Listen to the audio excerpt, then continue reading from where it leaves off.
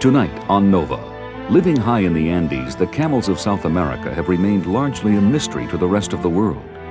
For centuries, the people of this rugged land appreciated the value of these graceful and woolly creatures. But the llamas and their camel cousins were nearly wiped out by others who felt there was no room for the old ways in the modern world. The harsh reality of possible extinction has driven South Americans to try to save these unique native animals in the land of the llamas.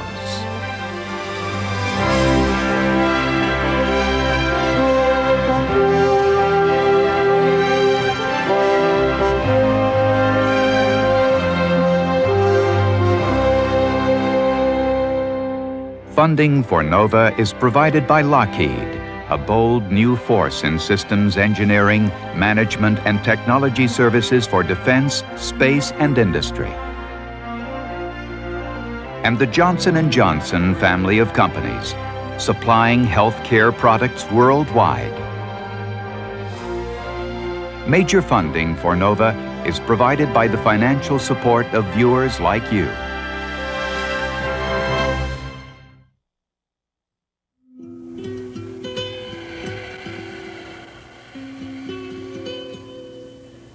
The Andes. They are the spine of South America, 6,000 miles long.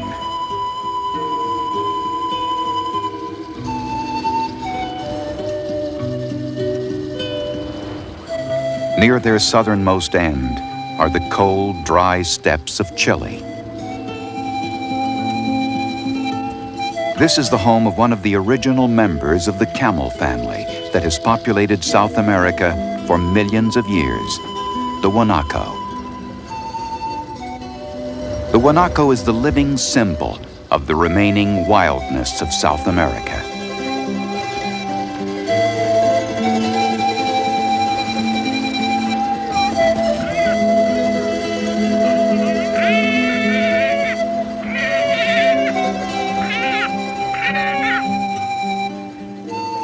"3,000 miles to the north is the cold, bleak Altiplano, the high plains of the Peruvian Andes.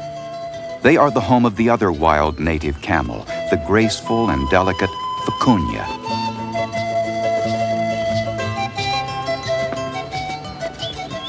Peru is also home to the woolly alpaca.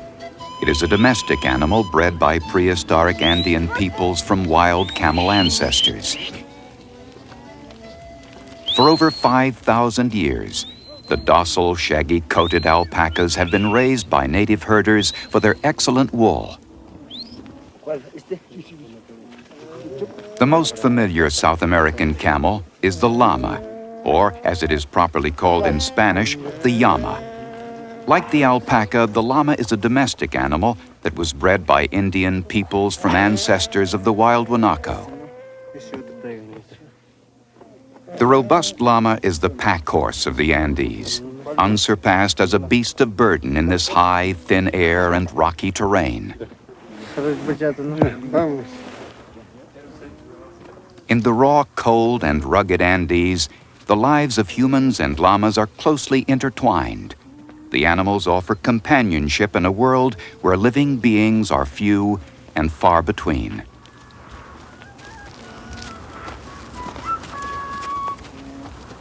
The winds that whistle down these lonely plains find their echo in the notes of the cana, notes which accompany travelers and llamas alike as they trek across the empty expanses between the high Andean ranges.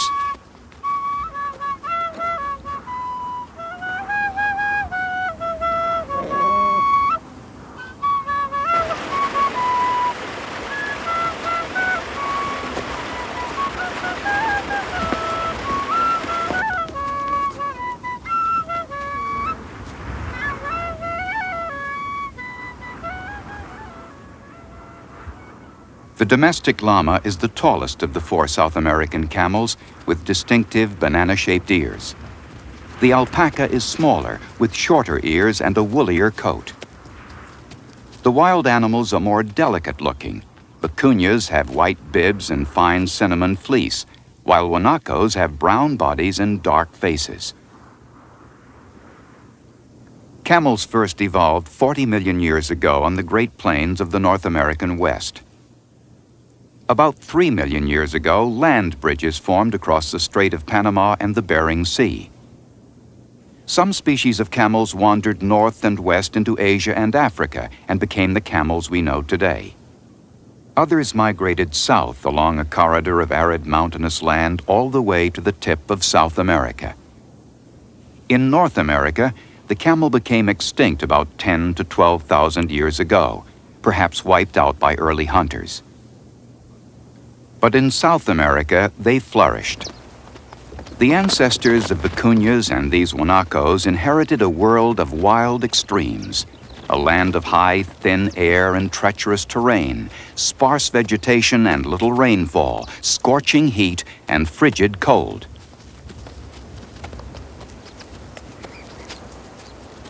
Over thousands of years, they evolved into creatures that were uniquely equipped for success in the high, cold, arid conditions of the Andes. They developed softly padded feet, which made them sure-footed and fleet on the rocky slopes. Their hearts and lungs became enlarged, permitting them to prosper at elevations where most other mammals would be left gasping for air.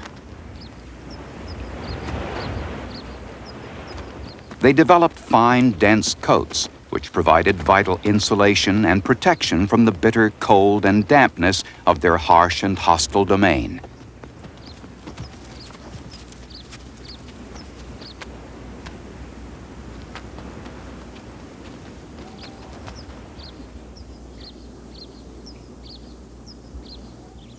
The camels were a vital source of meat, wool, and hides to early Andean peoples. Over time, the animals became more specialized and diverged into two distinct species, the guanaco and the vicuña. Vicuñas became more compact and more finely fleeced than the guanacos. The unique adaptations of vicuñas enabled them to graze the very highest grasslands of the Andes, up to 16,000 feet.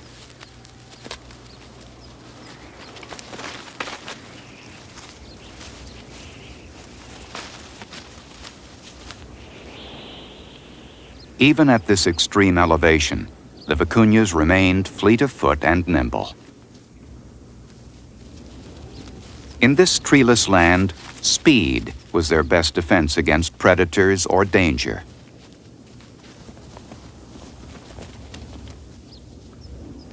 Abundant archaeological evidence reveals how vitally important the guanaco and vicuña were to early Peruvian peoples.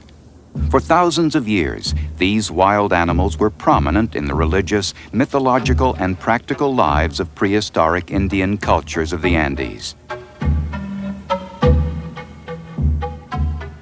Around 5,000 years ago, mountain people of the central Andes began to interbreed wild camels to create a pack animal that became the domestic llama.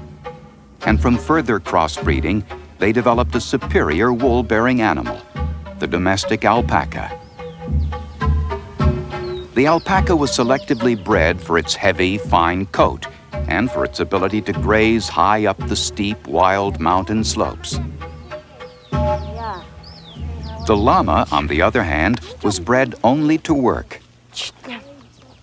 Known for its docile nature, the llama could dependably carry loads of up to 100 pounds over distances of more than 15 miles a day.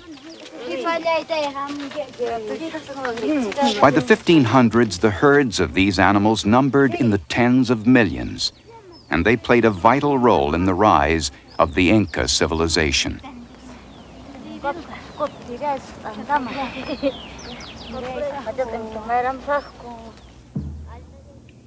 Llamas, the Inca people believed, were a gift to them from the sun. The Incas were great warriors and builders. And by the late 15th century, the Inca Empire stretched 2,500 miles, from the jungles of Colombia to the steppes of Chile, with a 14,000-mile network of roads. It was on the backs of the llamas that the Incas built their empire.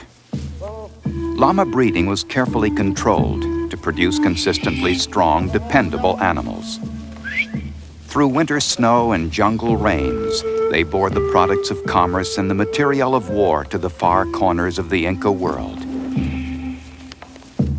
The Incas aggressively protected the wild vicuña population from hunters and poachers, and as shown in this painting, they staged well-managed roundups, separating the great herds into groups of weak animals for slaughter and strong animals for shearing. Only royalty could wear garments of fine vicuña fleece. Commoners caught breaking this edict were put to death. By protecting the best animals and killing off the weaker ones, the Incas practiced a highly effective system of wildlife conservation and management that benefited both humans and animals. Where this grassy valley funnels into the gorge, the Incas once trapped tens of thousands of wild vicuñas. The walls they built to contain the great wild herds conjure memories of a great spectacle that is no more. For the Inca civilization was wiped out by the Spanish invaders of the 16th century. High above Peru's muddy Urubamba River, a jungle crag guards the ruins of long-abandoned Machu Picchu, the lost city of the Incas. Alone among the Inca cities, Machu Picchu survived the Spanish conquest, but eventually it too fell to ruin. As the Spanish destroyed the Incas and their cities, they destroyed their livelihood and culture as well. Millions of llamas and alpacas were slaughtered. Unlike the Inca civilization, the llamas managed to survive the Spanish invasion, and today they carry their burdens past the mute and massive ruins of the cities of the sun.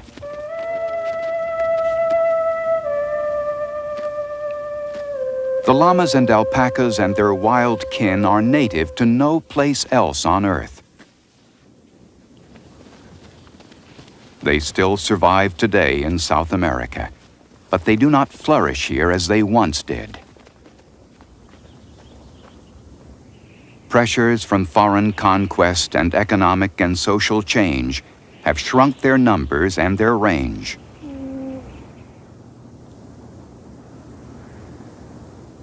Today, herds of domestic alpacas and small bands of wild vicuñas are concentrated in the Altiplano of Peru. The range of the domestic llama is wider, with most found in Bolivia. The wild guanaco can be found scattered all the way from northern Peru to the southern tip of the continent. Not surprisingly, the domestic animals have fared much better than their wild cousins. On the high, dry Altiplano of Peru, llamas and alpacas now mingle with the herds of non-native sheep and goats that now number nearly 6 million across the continent. Each morning, motley herds are driven out of rock-fenced corrals by their owners to graze on meadows made newly green by the rains of summer. This is a land where the ancient ways of the native Incas survive side by side with those of their conquerors, the Spanish. These village women still converse in Quechua, the language of the Incas, but their flat hats and fedoras are a legacy of the Spaniards, and the manta that cradles the baby is an Inca invention. In the Inca manner, the llamas wear ear tassels for identification.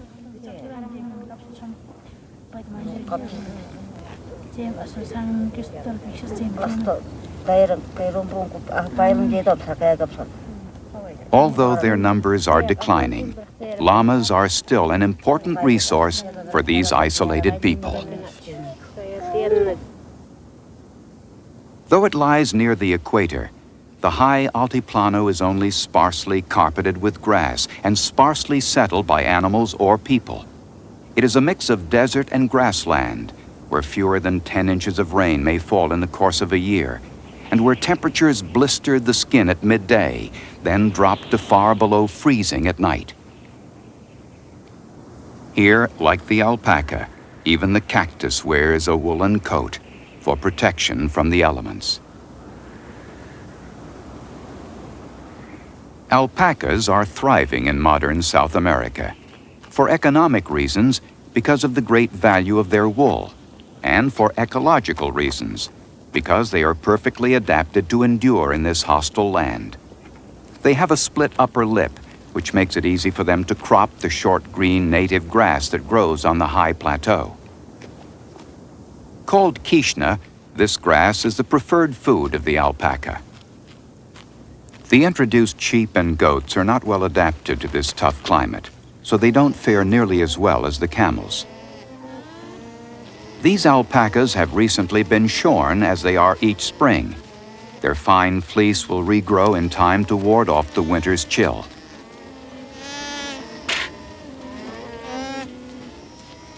Up to 14 shades of wool may be obtained from alpacas of varied colors. A single herd like this one can provide all of the wool to weave garments of many hues. The finest fleece of all comes from the tuis, the fuzzy-coated yearling alpacas. A cap woven of alpaca wool keeps this youngster snug and warm, while her mother spins alpaca yarn with the traditional drop spindle. The native camels contribute in countless ways to the lives of the mountain people, from hides to fuel, from meat to wool. Only a little of the wool from the Highlanders' herds is for their own use. Most is sold or traded in the marketplace. From across the countryside, all trails converge on the old town of Chinchero in Peru. For traditional Indian peoples, the patterns of life are much as they have been here for hundreds of years. Once a week, the central plaza of the town overflows with the sights and sounds of market day, and wool is one of the forms of currency here. The Quechua women wear decorated hats, fancy attire saved for special occasions. They have brought homespun woolens to market, garments which may be traded for bright-colored yarn and for blankets and ponchos to warm the wintry highland nights.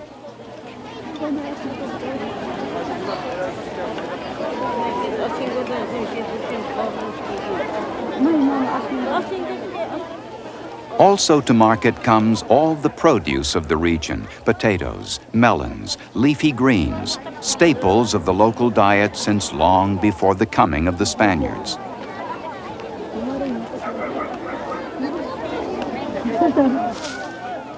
Each small highland farm produces only part of a family's needs.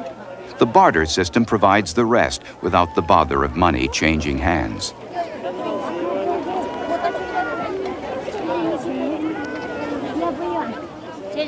All over Peru, in village markets such as this, garments made of alpaca wool sell for prices that are only a small fraction of their value in the outside world. Today, alpaca wool yields some $25 million in the Peruvian economy alone. But despite its worth as a wool producer, the alpaca, until recently, was in danger of becoming a forgotten resource. In fact, by the middle of this century, poor management, unrestricted hunting, and neglect had brought all 4 native South American camels to the brink of a crisis. Part of the problem was sheep. In Peru and Argentina, sheep ranchers provided tons of meat and wool to local and international markets each year. They viewed the native camels as pests. Early in this century, they called for the eradication of the guanacos and set out to fence them out of their natural range or slaughter them.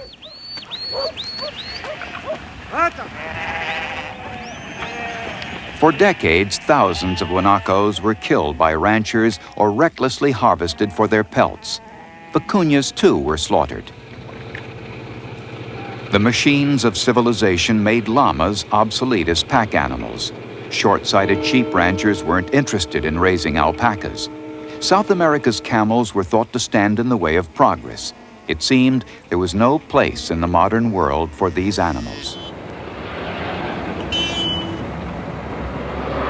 If the teeming modern cities of Peru, Chile, Bolivia, and Argentina were the way of the future, the prospect was real that the animals once so vividly symbolic of South America itself would one day endure only as monuments cast in bronze.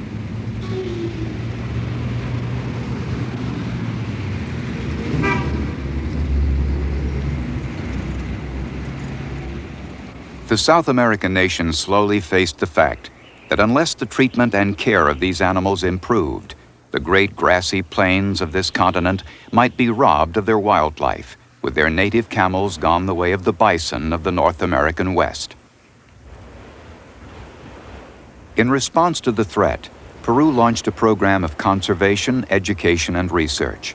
Supported by national and international grants and subsidies, it created the Loraya Camelid Research Station near the mountainous Andean city of Cusco. Researchers at Loraya revived principles of selective breeding and animal management that had been largely ignored since the days of the Incas 500 years ago. The first priority was to improve the breeding stock of the llama and alpaca. This would benefit the welfare of the highland peoples directly by giving them stronger, healthier animals. Dr. Victor Bustinza, on the right, is a professor of veterinary science at the University of Altiplano. From the records of the station's herds, he selects the best males for breeding.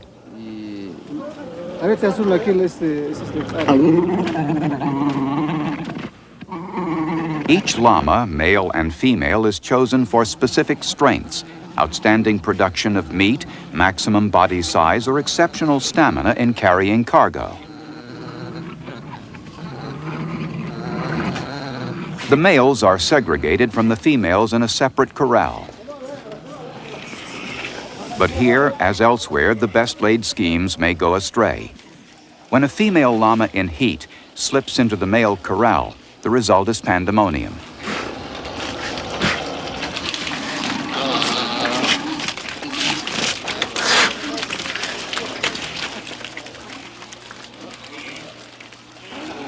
To a controlled breeding program, a mating spree would be a mishap of major proportions. The female must be caught and removed quickly. Months of careful selection and planning could be undone by a single accidental pregnancy.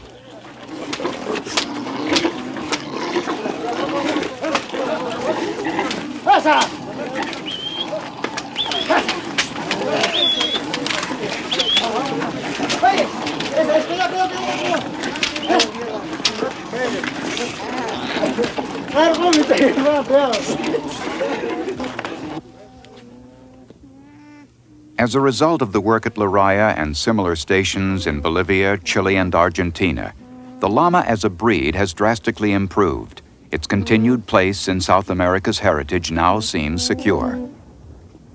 Already vigorous new herds have been established, herds which it's hoped will encourage the mountain people to continue to depend on these camels, which are so well suited to the high altitudes and rocky plateaus of their homeland.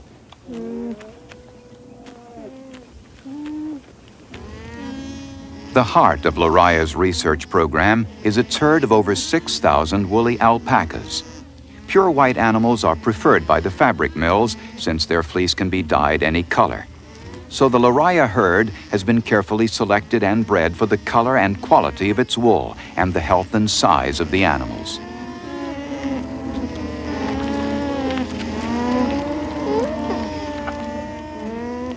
As with the llamas, the breeding program has resulted in a herd that is a showcase of fitness and productivity. Animals are periodically selected from the herd to be weighed and measured. Regular checks of body size, weight, and yield and density of wool help the scientists and ranchers here determine which animals have the most desirable qualities for breeding.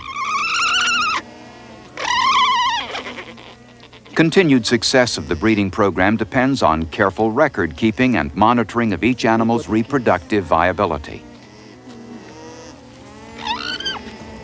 Females that bear no young are routinely eliminated from the herd after 2 years.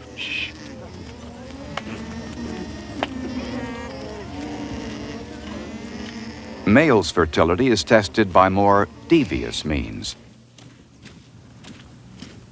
This lifelike mannequin has been made in the position assumed by a receptive alpaca female. Because male alpaca anatomy makes it difficult to collect semen samples mechanically, this complex deception has been devised by the Llamas researchers to obtain samples by another method. The waiting male is excited by the mannequin's position and promptly begins to mate with it. The semen sample obtained from this male will be analyzed in Llama's lab for sperm count and motility. Its quality and quantity will help determine if this animal should be kept for the breeding program at Llama or not. The researcher provides appropriate sound effects to arouse the ardor of the male.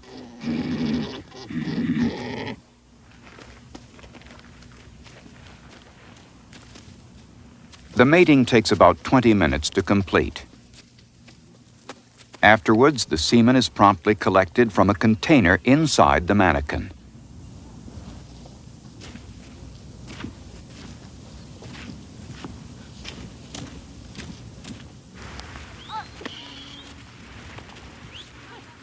Another superior herd of alpacas is on a sprawling hacienda in the foothills of southern Peru.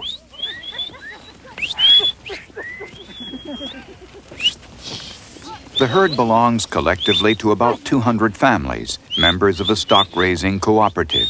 At summer's end, they pool their efforts for the annual roundup of the yearlings in their herd. The older animals were separated from the herd and sheared months earlier.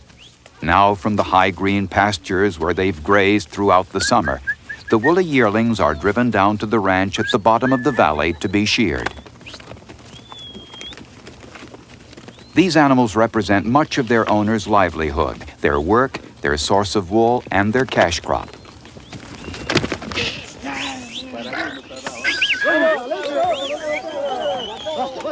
Entire families contribute to the annual effort.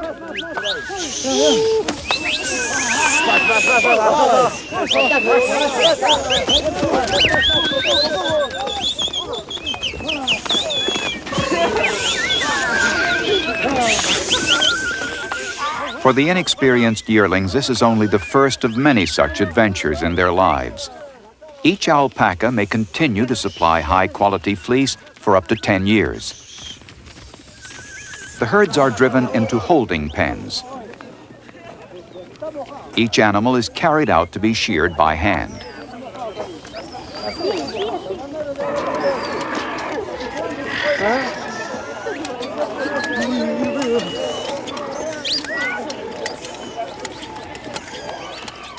The normally calm and docile alpacas are terrified of the noise and confusion and of the unknown.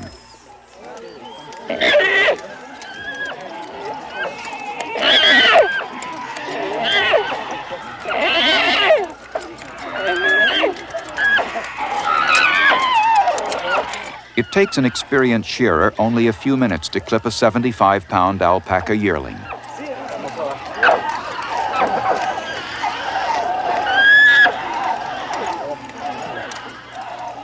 Each yearling will yield about 6 pounds of fine, soft wool. And 1 year from now, the coats of the young alpacas will have regrown, and the animals will be ready to be sheared again.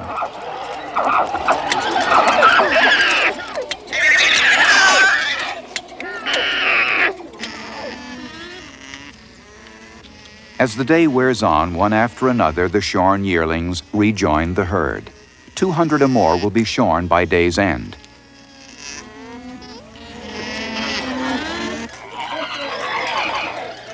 The haul from a single day of work can weigh in at more than 3,000 pounds and will bring in some $5,000 to the cooperative. It is a sizable sum, but still only a small fraction of the worth of the wool on the world market, for middlemen profit enormously from this still archaic marketing process.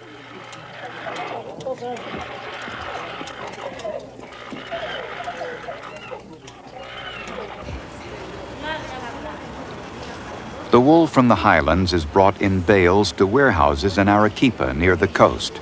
Here it will be sorted by color, graded for quality, and freed of dirt and tangles.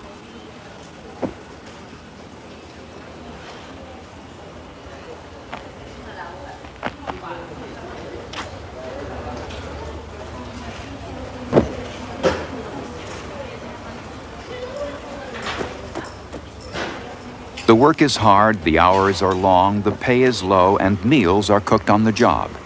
But to the struggling Andean nations, the alpaca industry offers a solid boost to their fragmented and debt-ridden economies.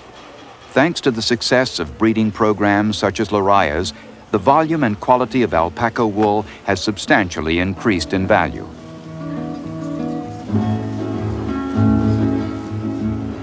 Each year, the yield is more than 6.5 million pounds of wool. From small farms and great cooperatives, a sea of wool now flows to feed the multi-million-dollar world demand for fine alpaca fabrics.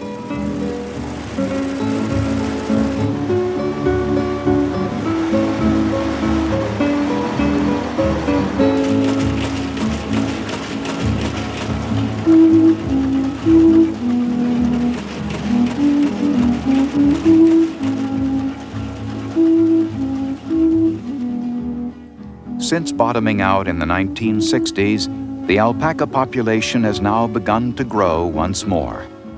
Throughout the Altiplano, herders have rediscovered the value of raising docile, wool-rich alpacas alongside their sheep. Mixed herds of domestic animals are now a common sight as the llama and alpaca gain prominence in the Andean nations once more.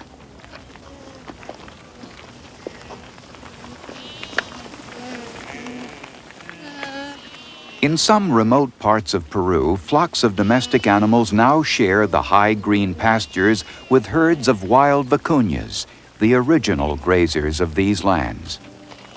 The vicuña once roamed these plains in the millions, but by the middle of this century, indiscriminate slaughter and the total absence of effective wildlife management brought them to the brink of extinction.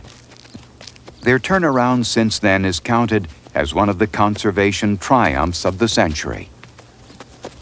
The vicuña was declared an endangered species in 1969. International laws banned trade in products made from their wool. Aggressive management and strict government protection have given the vicuña a second chance. Their comeback began in one of the animal's last refuges, Peru's Pampagaleras Vicuña Reserve, a 15,000-acre tract set aside at the very western edge of the Andes to save these once abundant animals from extinction. These pelts were seized from wool hunters, poachers, and thieves who each year simply slaughter hundreds of the gentle animals to strip them of their luxurious fleece. Hector Galban, superintendent of the reserve, has his hands full guarding the wild herds against the poachers. Galban and his co-workers have had to battle formidable odds. For fine, silky vicuña wool is one of the most sought-after fibers on earth, commanding black market prices of up to $1,000 per pound. The value of the wool confiscated from poachers at Pampagaleras alone totals hundreds of thousands of dollars. But strict enforcement of environmental laws and meticulous record-keeping have controlled the poaching.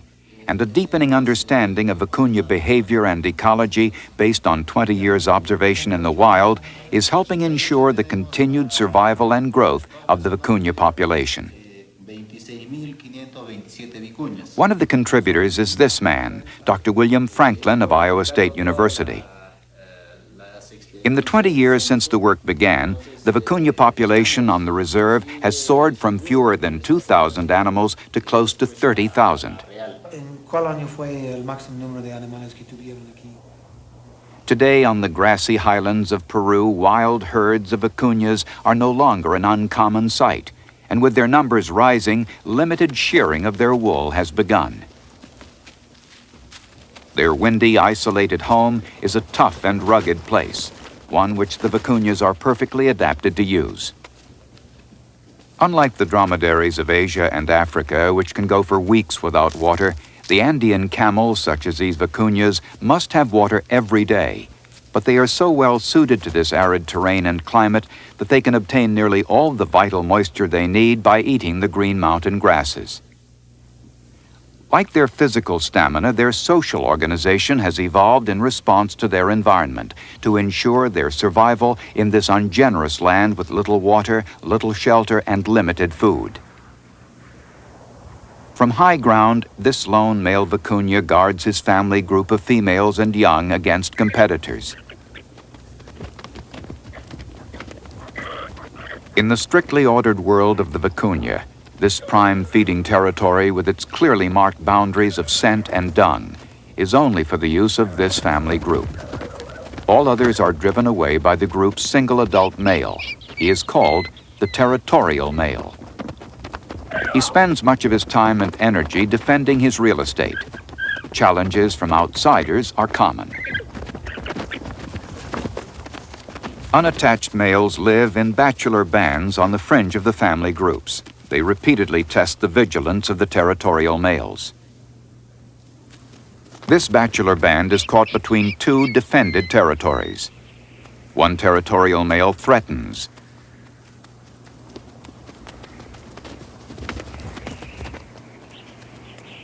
The other charges. The bachelor males retreat. Within a few years, some of them will establish their own territories and family groups. Only territorial male vicuñas mate with females. Females give birth 11 and a half months after mating. This one is in labor, about to drop her baby. The birth of a vicuña has rarely been photographed in the wild. Each female bears only one offspring per year, and the death rate for newborns is very high, 30 to 40% the first year. The birth of vicuñas nearly always take place in the morning. The coats of morning-born babies have time to dry out and become good insulation for the newborn against the raw and bone-chilling rains of late afternoon. Babies born later in the day will still be wet from their birth, and their coats provide no protection from the cold. Many late-born babies will freeze to death in the night.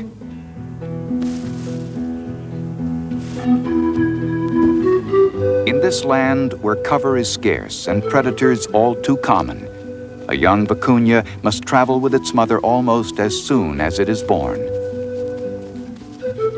To survive, it must be able to run. Like all animals who are preyed upon by others, the newborn vicuña is very mature at birth.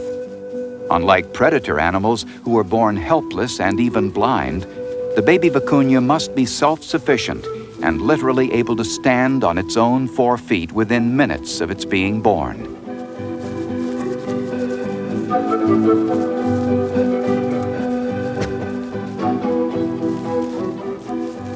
Within 15 minutes of birth, the newborn vicuña can outrun most humans and is ready to follow the herd.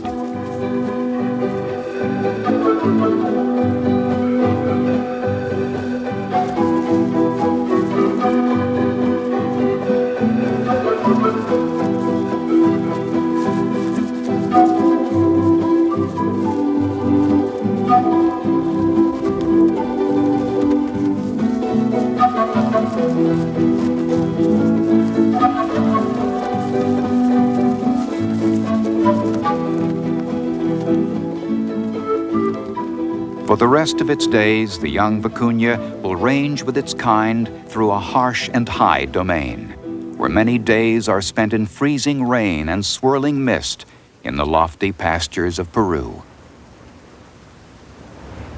Now protected by law, its population slowly growing, the dainty vicuña with its lovely wool may have regained a stronghold and a future in its native land.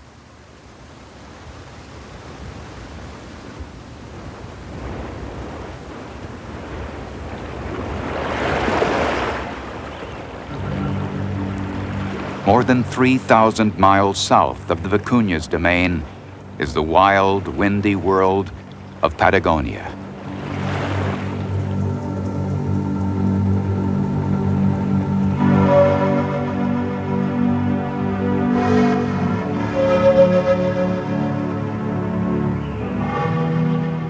Here in Chile's Torres del Paine National Park is the home of the guanaco.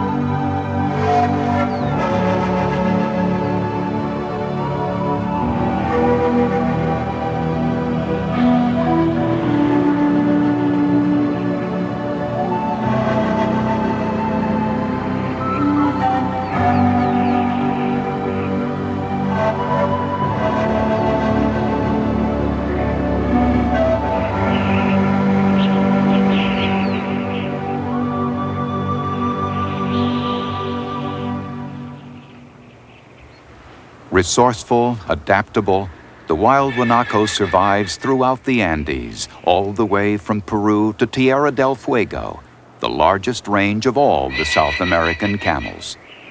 But the arid, wind-blown steppes of Patagonia are the heartland of its domain. The early days of life are dangerous ones for the young guanaco, for peril looms everywhere. This little chia fox is simply curious.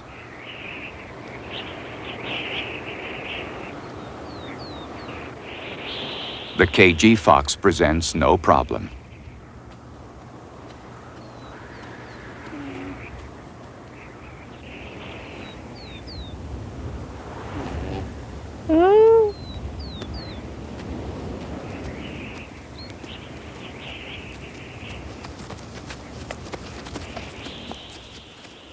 But a bigger predator, the puma, is an ever-present threat.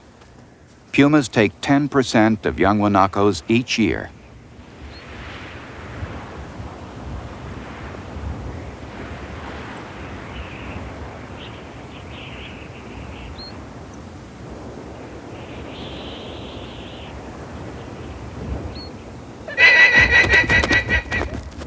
Speed is the guanaco's only defense.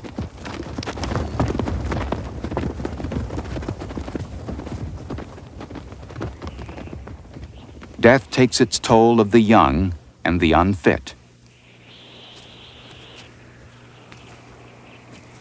The offspring of this mother is stillborn.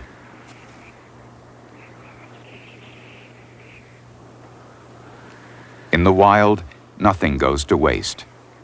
The carcass of the guanaco will make a meal for the greatest living scavenger, the mighty Andean condor.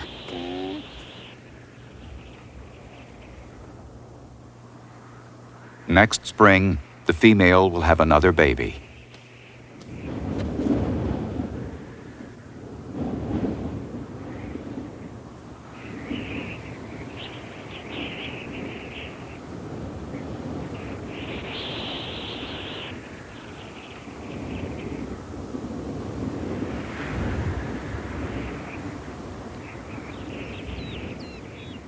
The sawtooth crags of Los Torres del Paine loom over the guanaco's summer pasture.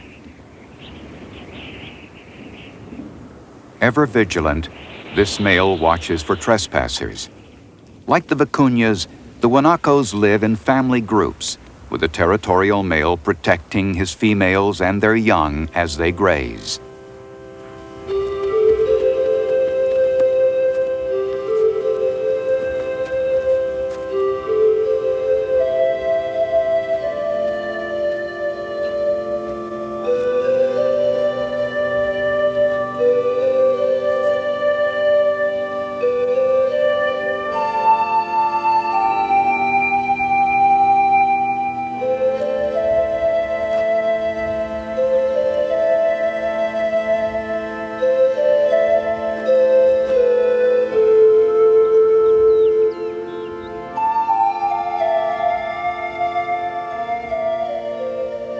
The territory of this family group is a vega, a lush green patch of meadow grass. Formed in a hollow scooped out by a glacier, the vega began as a pond and then gradually filled in with lush and nourishing vegetation.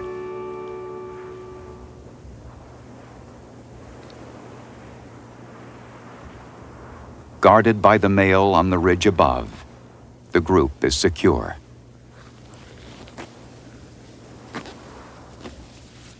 But the vegas are not the exclusive property of the guanacos. Upland geese native to the south also graze upon the tender meadow grasses, while the shrubbery along the borders provides a perch for the long-tailed meadowlark.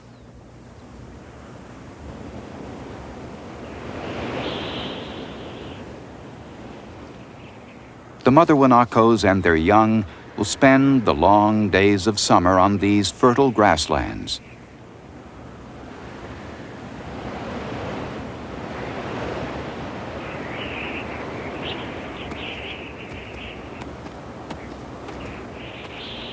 The territorial male's family group may include up to 10 females.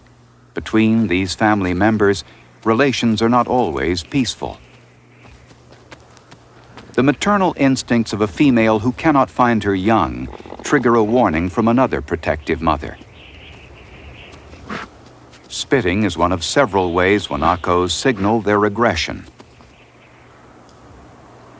The laid-back ears are another.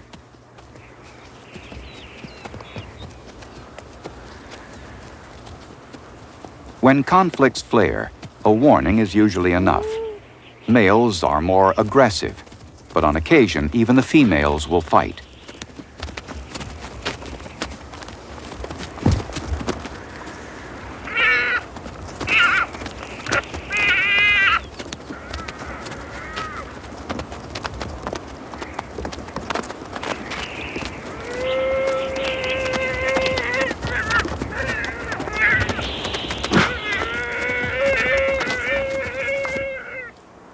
Battles and challenges such as these between adults are vital in establishing, maintaining, and realigning the hierarchy of dominance within the herd.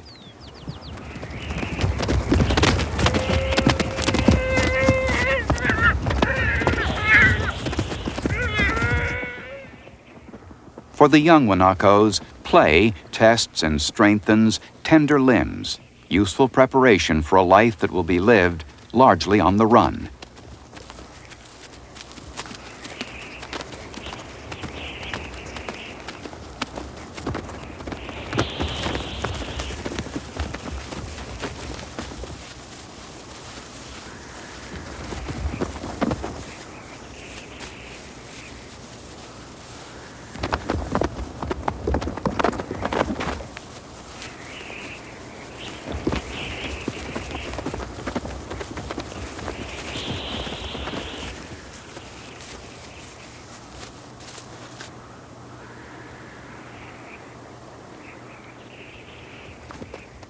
During the first year of their lives, the young males in the group practice for the full-scale battles which will mark their days as adults.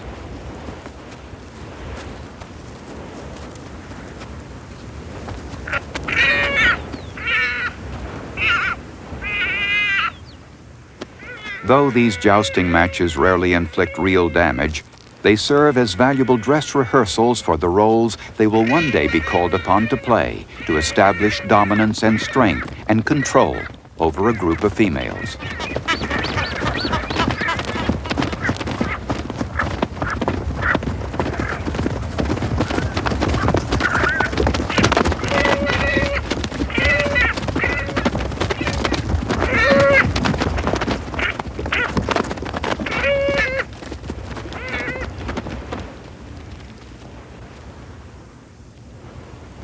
In the game of King of the Mountain, the holder of the higher ground is the victor.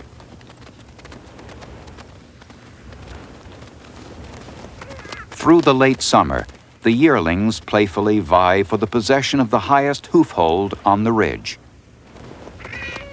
The pecking order that evolves now will be the basis of the dominant structure of their young adult lives.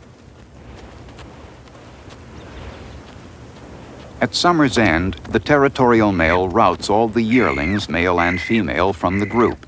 In this way, he limits the number of animals in his feeding territory and protects the resources of the vega for his females and their newborn young.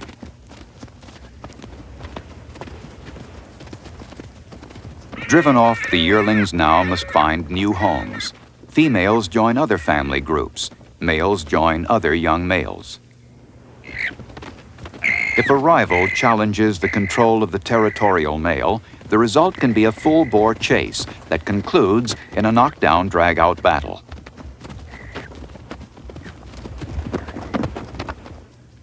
Often these contests consist of little more than bluster and bluff, spitting and threatening, plus a few painful bites. But in a world in which only the fleet of foot survive, a lame limb could prove fatal.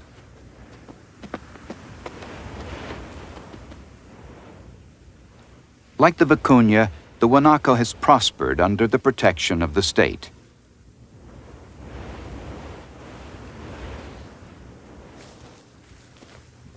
Dr. William Franklin, whose 20 years of research has been so important in protecting the vicuñas of Peru, has also contributed to the understanding of Patagonia's wild guanacos.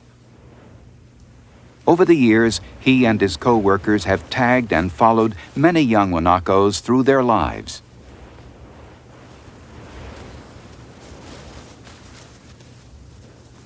As a result of such dedicated research, the peoples of South America are gaining a new understanding of the habits and unique requirements of the guanaco.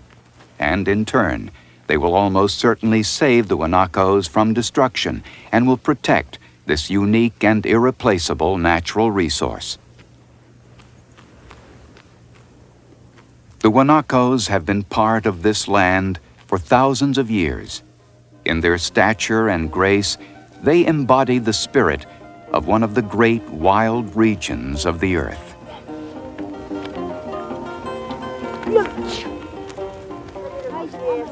In countless ways, the lives of the Andean people and those of their native camels are bound together in a powerful union.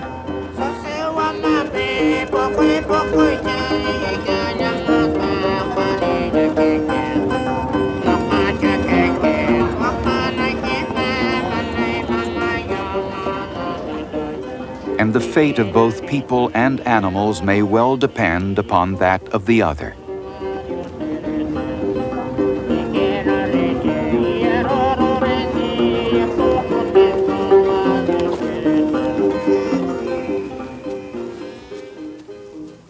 For centuries, the llama, the alpaca, the vicuña, and the guanaco suffered from neglect, exploited for meat and pelts, or ignored because of the view that they stood in the way of progress. But that view is slowly changing. The heirs of the Inca traditions are rediscovering the old ways, and a new generation has begun to appreciate the value that the native camels of South America can have in their lives. Today, the graceful vicuña flourishes once again on the high Altiplano. And across the grasslands of the Andes, the llama, the alpaca, and the guanaco are thriving as well. Because of public awareness and scientific research, there is now cause for cautious hope that the native camels of South America will always be a part of this wild, majestic domain.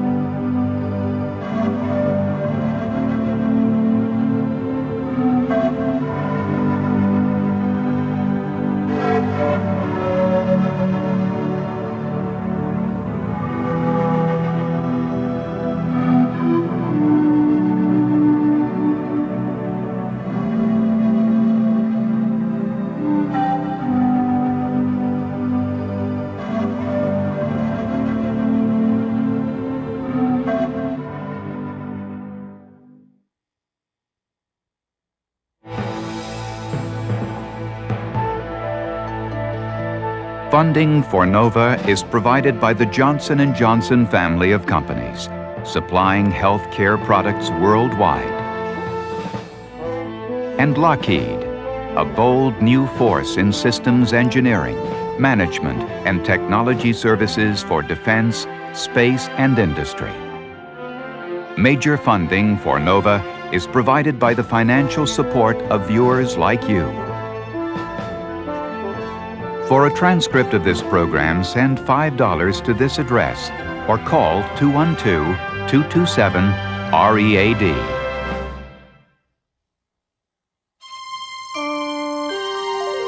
This is PBS.